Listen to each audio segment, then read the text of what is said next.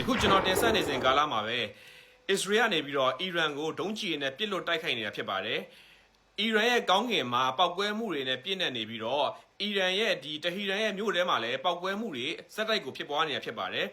အစ္စရေးရဲ့ဒုံးကျည်တွေကအီရန်ရဲ့ကောင်းကင်ပေါ်မှာလည်းဒုံးခွင်းစနစ်ကြောင့်ပောက်ကွဲနေတာဖြစ်ပြီးမြေပြင်မှာလည်းပောက်ကွဲမှုတွေဖြစ်ပေါ်နေတာဖြစ်ပါတယ်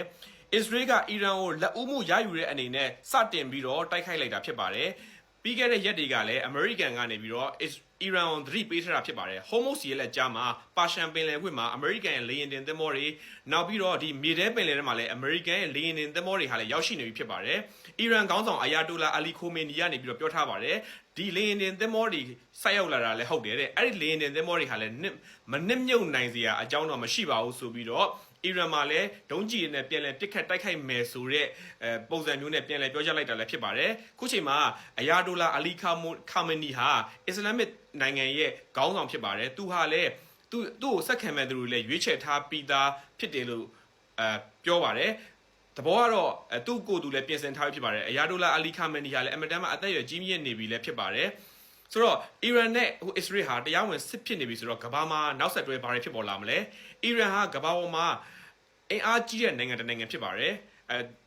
အတိမပြုတ်နိုင်တဲ့သတင်းအရင်းမြစ်တွေကလည်းနျူကလ িয়ার ပိုင်ဆိုင်နေပြီးတော့မပိုင်ဆိုင်နေဘူးဆိုတဲ့သတင်းတွေလည်းကြားသိနေရတာဖြစ်ပါတယ်ဒီဟာကိုလည်းအမေရိကန်ကနေပြီးတော့ဒီနျူကလ িয়ার စက်ရုံတွေဖျက်ဆီးဖို့ကိုလည်းအချင်းချင်းခါခါပြောနေတာဖြစ်ပါတယ်အခုချိန်မှာလည်းဒီနျူကလ িয়ার စက်ရုံတွေအကုန်ဖျက်သိမ်းပေးရမယ်အမေရိကန်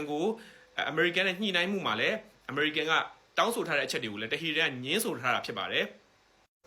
ပြီးခဲ့တဲ့နှစ်တွေကလည်းအီရန်နိုင်ငံရဲ့နျူကလ িয়ার တပ်ပေါင်းဖို့တွေရှိတဲ့နေရာ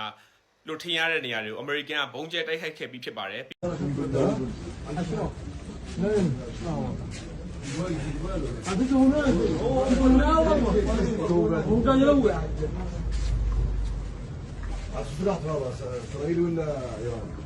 إيراني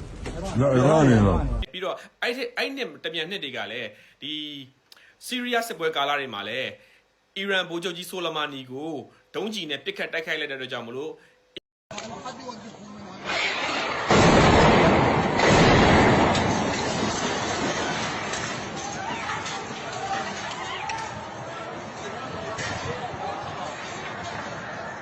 အီရန်ဗိုလ်ချုပ်ကြီးဆိုလမာနီတေဆုံးသွားတာဖြစ်ပါတယ်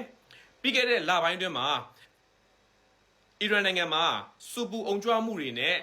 အစိုးရအပေါ်မှာမကြေမနက်ဖြစ်မှုတွေဟာကြီးထွားလာတာဖြစ်ပါတယ်အီရန်နိုင်ငံလုံးမှာဆန္ဒပြမှုတွေဟာတောက်လျှောက်ဖြစ်ပွားနေတာဖြစ်ပါတယ်ဒါခုချိန်ထိကိုတော့မငြိမ်သက်သေးဘူးလို့ပြောလို့ရတာဖြစ်ပါတယ်အခုလိုအခြေအနေမျိုးမှာဒါအမေရိကန်ဘက်ကရောအစ္စရေးဘက်ကရောအခွင့်ကောင်း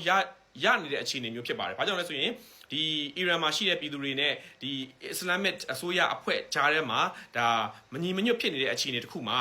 ဒါတိုက်ခိုက်ဖို့အကောင်းဆုံးအခြေအနေတစ်ခုဖြစ်ပါတယ်ခုလိုတိုက်ခိုက်လိုက်ခြင်းအပြင်ကမ္ဘာရွှေဈေးကမ္ဘာဒေါ်လာဈေးကမ္ဘာရေနံဈေးတွေဟာလှုပ်ခတ်သွားမှာဖြစ်ပါတယ်ဘာကြောင့်လဲဆိုရင်ဟော်မိုစီလက်ကြားနဲ့ဒီပါရှန်ပင်လယ်ကွေ့ကကမ္ဘာပေါ်မှာရေနံတင်ပို့မှုအများဆုံးနိုင်ငံဖြစ်တဲ့အပြင်အီရန်နိုင်ငံဟာလည်းအစ္စလာမစ်နိုင်ငံတွေကြားထဲမှာချမ်းသာကြွယ်ဝတဲ့နိုင်ငံတစ်နိုင်ငံဖြစ်လို့ပါပဲအားလုံးကျေးဇူးတင်ပါတယ်